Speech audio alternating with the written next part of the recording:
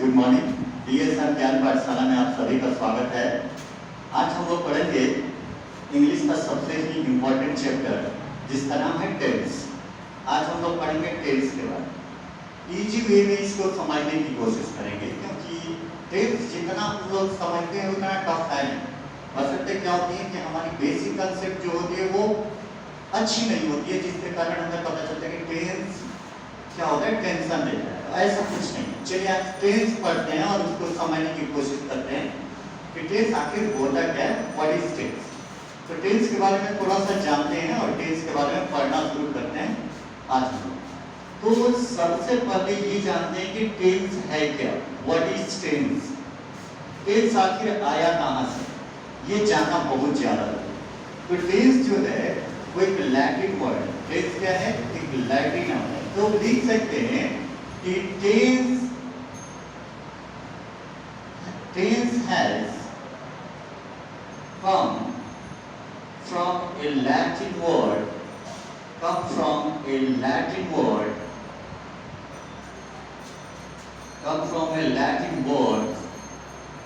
tempus। कहाँ से आएगा टेंस, तो लैटिन वर्ड टेम्पस से आया। लैटिन वर्ड टेम्पस से। इट मीन्स इसका मतलब होता है, इट मीन्स टाइम। इसका मतलब क्या होता है बाबू, टाइम होता है। It means time. तो tense has come from a Latin word which means time. It means time. इसका मतलब होता है समय। तो सबसे पहले ये दो जनरल चीज की आया था। अब ये जानते हैं कि टेंस कहते किसे, मतलब simply you can say what you mean by tense, what do you mean by tense. Tense का मतलब क्या होता है, what you mean by tense, मतलब टेंस होता क्या है, ये जानने की कोशिश करते हैं कि टेंस क्या है। टेंस क्या है, तो टेंस के बारे में बेसिक चीजें यही है कि टेंस की पहचान कैसे करें। तो सबसे पहली बात यह है कि टेंस क्या है। तो टेंस ये है कि टेंस को ऐसे बोल सकते हैं कि tense is the form of verb. Tense is the form of verb. Tense is the form of verb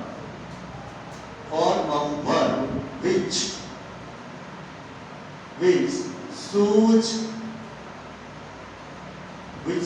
the time and its action। इसका मतलब होता है कि टेंस जो है वो वर्ब का एक रूप है, फॉर्म मींस रूप, जो बताता है या दर्शाता है या दिखाता है समय को और इसके काम। मतलब जो भी हम वर्ब चूज करते हैं उसी से पता चलता है कि टेंस एग्जैक्टली होता है। मतलब जब हम भी वर्ब फॉर्म यूज करते हैं तो वो हमें बताता है कि टेंस कौन सा है, कौन सा टेंस रन करता है।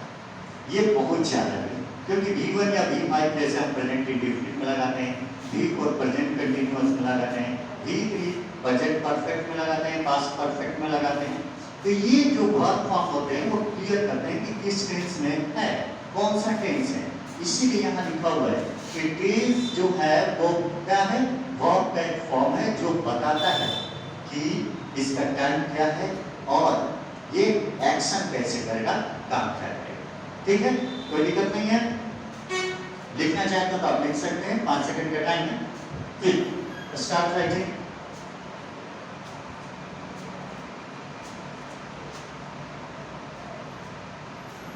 चलिए आगे हम लोग पढ़ते हैं कि टेंस कितने तरह के होते हैं, how many types of tense. Tense के प्रकार कितने होते हैं। चलिए इसको यूज करते हैं और देखते हैं। तो देखते हैं कि how many types of tense, tense के कितने प्रकार हो सकते हैं। तो देखते हैं types of tense. Kinds of tense, tense के प्रकार कितने हो सकते हैं। तो टेंस के जो प्रकार हैं वो टेंस जो होते हैं वो 3 तरह के होते हैं। There are 3 kinds of tense. कितने तरह के, वो 3 तरह के टेंस हो सकते हैं। काइंड्स ऑफ टेंस में आप टेंस को देखोगे तो इसको तीन भागों में बांट सकते हो। कैसे बांट सकते हैं? तो प्रेजेंट टेंस, क्या कर सकते हैं? Present tense. तो प्रेजेंट टेंस जो होता है मतलब काम अभी चल रहा है, ये प्रेजेंट टेंस। मैं इसके पीछे इस चीजों को लिखता हूँ पास्ट टेंस, मतलब पास्ट मतलब क्या हो गया? काम बीत गया तो मैंने इसको पीछे लिख दिया, पीछे लिख दिया मेरे काम क्या हो गया? खत्म हो गया। अब चलिए आगे आने वाले को हम बोलते हैं फ्यूचर टेंस। आसान है। ये देखिए प्रेजेंट टेंस जो चल रहा है, पास्ट टेंस मैंने लिखा कि जो क्या बीत गया है, और फ्यूचर जो आने वाला है, प्रेजेंट टेंस, पास्ट टेंस और फ्यूचर टेंस। अब चूंकि जानते इसमें ये है कि प्रेजेंट टेंस के कितने भेद होते हैं, तो प्रेजेंट टेंस के यहाँ आप देख सकते हैं कि प्रेजेंट टेंस को कितने भागों में बांट सकते हैं। तो प्रेजेंट टेंस को आप बांट सकते हैं इसमें, तो आप यहाँ पे लिख सकते हैं प्रेजेंट इंडेफिनिट, प्रेजेंट इंडेफिनिट।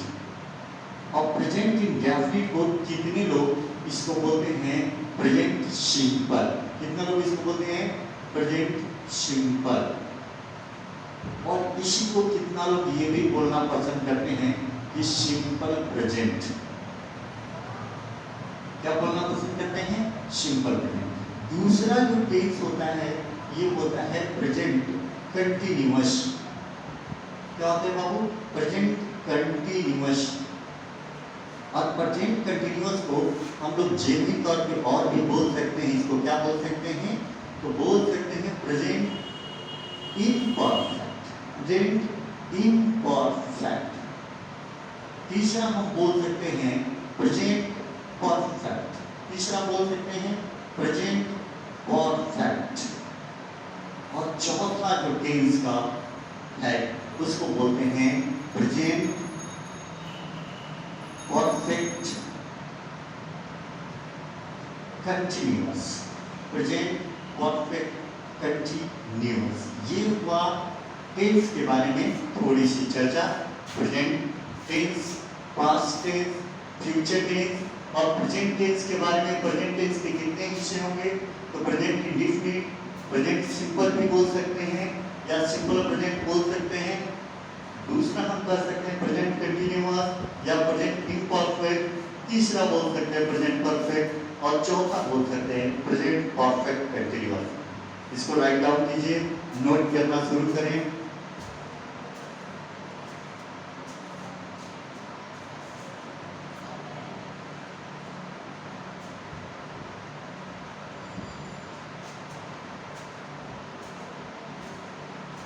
चलिए आगे हम लोग शुरू करते हैं पढ़ना कि प्रेजेंट इंडेफिनिट को कैसे पहचानेंगे। क्या वो चीजें हैं जो प्रेजेंट इंडेफिनिट को पहचानने में हेल्प करती है। तो प्रेजेंट इंडेफिनिट के बारे में हम लोग चर्चा करेंगे। सबसे पहले चलिए देखते हैं प्रेजेंट इंडेफिनिट। बचपन में जो पढ़े थे उसको फिर से याद करते हैं एक बार और आसानी से समझें। प्रेजेंट इंडेफिनिट एक ऐसा टेंस है जो सबसे बड़ा है और सबसे कॉम्प्लिकेटेड टेंस है।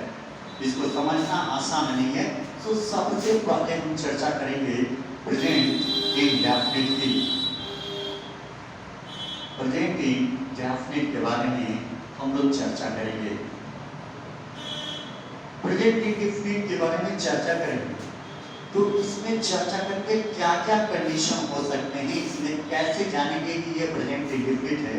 तो सबसे पहला जो इसमें कंडीशन होता है उसको आप ऐसे लिख सकते हैं। प्रेजेंट इंडेफिनिट के कंडीशन कुछ ऐसे हैं। पहला कंडीशन ये है कि आपका जो डेली रूटीन होता है, डेली रूटीन जो होता है, daily routine follow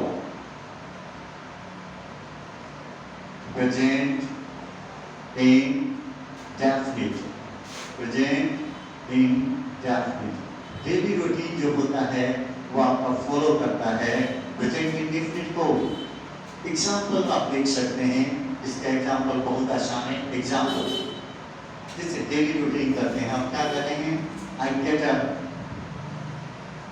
up early in the morning. I get up early in the morning. ये पहला भाषा में क्या सुबह का काम करते हैं डेली रूटीन में, दूसरा डेली रूटीन ये हो सकता है जैसे आई गो टू स्कूल डेली, ये रोज का काम है। तो डेली रूटीन भी आप जब लिखना चाहते हैं तो आप क्या कर सकते हैं, उसको हमेशा प्रेजेंट के डिफिनिट में ही लिखते हैं। इसमें कोई डेली रूटीन जैसे मैं रोज सुबह 5 बजे जगता हूँ, उसके बाद फ्रेश होता हूँ, उसके बाद क्या करता हूँ, उसके बाद नाश्ता करता हूँ, नाश्ते के बाद मैं ब्रेकफास्ट करता हूँ, ब्रेकफास्ट के बाद लंच करता हूँ। ये सभी चीजें आप किसमें करते हैं, प्रेजेंट इंडेफिनिट में। दूसरा आप ऐसा कर सकते हैं, दूसरा कुछ ऐसे, दूसरा रूल इसमें क्या है कि बाबू जितने भी यूनिवर्सल ट्रूथ चीजें होती है, यूनिवर्सल ट्रूथ वो अधिकांशतः प्रेजेंट इंडेफिनिट में होते हैं। यूनिवर्सल ट्रूथ, यूनिवर्सल ट्रूथ जितने भी होते हैं वो अधिकांशतः प्रेजेंट इंडेफिनिट में होते हैं। और ये सर यूनिवर्सल ट्रूथ क्या है, तो यूनिवर्सल ट्रूथ वो चीजें जिनको कभी आप बदल नहीं सकते। एग्जाम्पल में आप यहाँ देख सकते हैं, एग्जाम्पल में क्या होगा, the sun rises in the east, the sun rises in the east। दूसरा बोल सकते हैं the earth moves around, the earth moves around the sun। ये भी आप क्या कर सकते हैं, यूनिवर्सल ट्रूथ है, इसमें कभी भी कोई परिवर्तन नहीं किया जा सकता, इसको आप आसानी से लिख सकते हैं। देखिए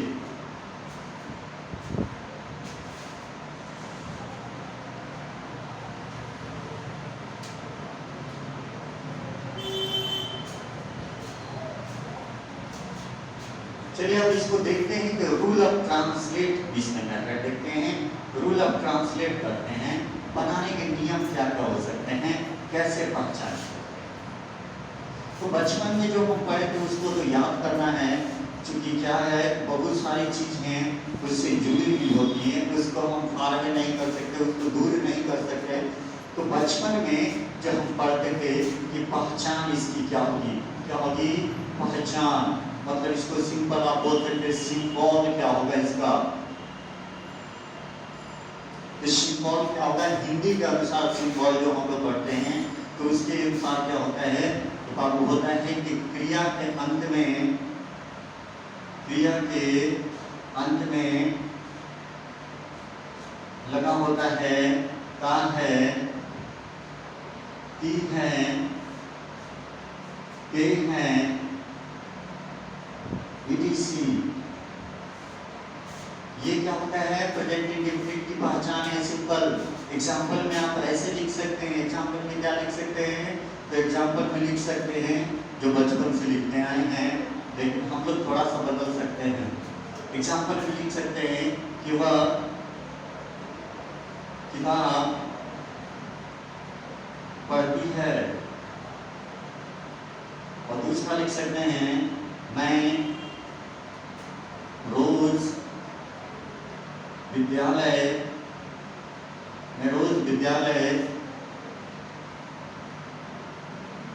जाता हूँ। वे लोग क्रिकेट खेलते हैं, वे लोग क्रिकेट खेलते हैं, वे लोग क्रिकेट खेलते हैं। मैं अंग्रेजी सिखाता हूँ, मैं अंग्रेजी सिखाता हूँ। ये सब सेंटेंसेज हैं। यहाँ देखिए जो रूल लिखा हुआ है उससे थोड़ा सा भी अंतर इसमें नहीं पड़ेगा, बिल्कुल सेम चीजें हैं।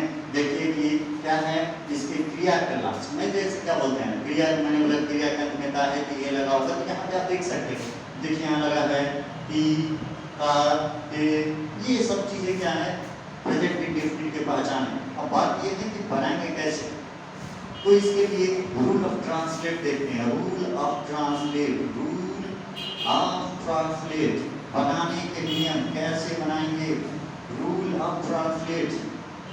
चलिए, रूल ऑफ ट्रांसलेट में इसमें लगेगा सब्जेक्ट, सब्जेक्ट लिखेंगे, वर्ब 1 लिखेंगे, वर्ब 1 लिख सकते हैं या वर्ब 5 लिख सकते हैं और लास्ट में आप ऑब्जेक्ट लिखेंगे। अब जानना ये दिक्कत है कि सर वर्ब 1 और वर्ब 5 समझ में नहीं आ रहा है, क्लियर नहीं हो रहा है। तो बाबू वर्ब 1 और वर्ब 5 सिंपल, यहाँ देख ले एक लाइन में V1 और V5, वर्ब 1 और यहाँ है वर्ब 5। तो बाबू क्या होता है कि वर्ब 1 में अगर गो होता है तो V5 में ES जोड़ के गोज बनाते हैं। यहाँ अगर रीड लिखा रहता है तो V5 में इसी में S जोड़ के रीड्स बनाते हैं। अगर यहाँ राइट होता है तो यही ES जोड़ के S जोड़ के इसमें राइट्स बनाते हैं।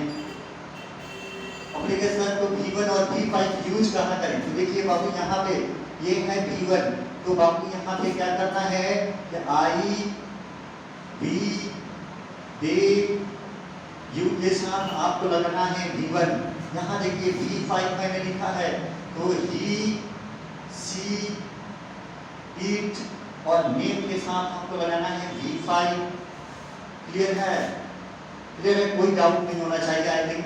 अब चलिए इस सेंटेंस को हम लोग फ्रेम करते हैं, बनाते हैं। मैंने पहला सेंटेंस लिखा है कि वह किताब पढ़ती है, तो क्या लिखेंगे, वह सब्जेक्ट क्या है, वह है, तो लिखेंगे सी। यहाँ देखिए सी के साथ कौन सा वर्ब लगेगा, V5 लगेगा। इसमें देखिए सी के साथ क्या लग रहा है, V5 लग रहा है, पढ़ना है, किताब पढ़ती है, तो पहले क्या लिखेंगे, वर्ब 5 लिखेंगे, रीड्स। तो क्या करती है, किताब पढ़ती है, ऑब्जेक्ट क्या है, किताब, सी रीड्स बुक।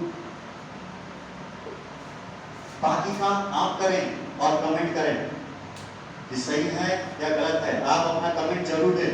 नेक्स्ट, इसके बाद हम लोग आगे पढ़ते हैं, लिखिए।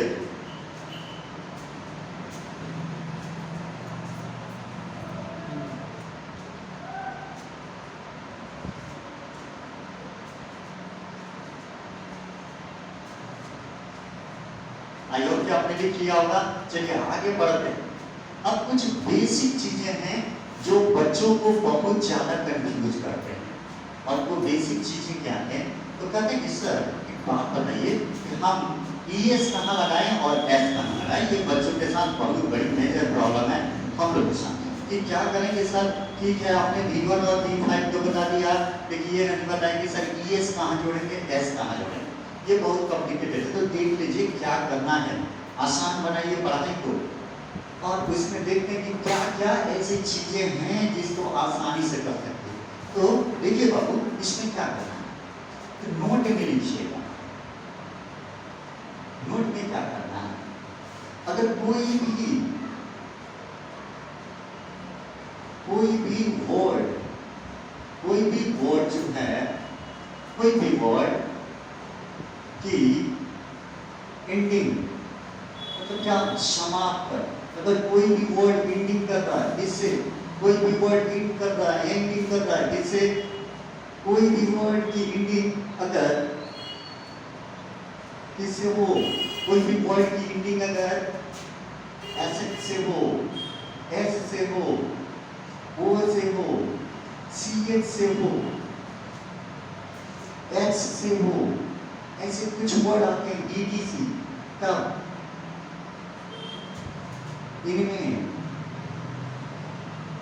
इनमें ES जोड़कर क्या करेंगे, ES जोड़कर आप वर्ब 5 बनाएंगे। क्या करना है, ES जोड़ के वर्ब 5 बनाते हैं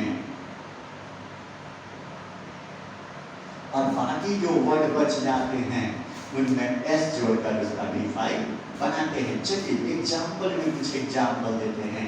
एग्जाम्पल में जैसे हम लिखा यहाँ क्या करेंगे, गो, तो क्या लिखेंगे, गो में ES जोड़ के, क्योंकि मैंने कहा है कि अगर एंडिंग गो से होगा तो इसमें ES जुड़ेगा, गोज। बाकी सब में रीड अगर है तो चूंकि इसकी एंडिंग B से हो रही है तो इसमें क्या करेंगे, सिर्फ S जोड़कर इसका V5 बनाएंगे। इन सभी वर्डों से खत्म होने वाली सभी शब्दों में क्या जोड़ेंगे? ईएस जोड़कर इसका भी फाइल बनेंगे। अब आप थोड़ा कमेंट करें, आप कैसे कितने ऐसे वर्ड जानते हैं जिसमें ईएस जोड़ के आप भी फाइल बना सकते हैं? और कृपया भी फाइल पर के अपना कमेंट दे, राय दे। Thanks for today. Next video हम लोग बहुत जल्दी नेक्स्ट वीडियो मिलेंगे। Please thank you for this, thanks for watching.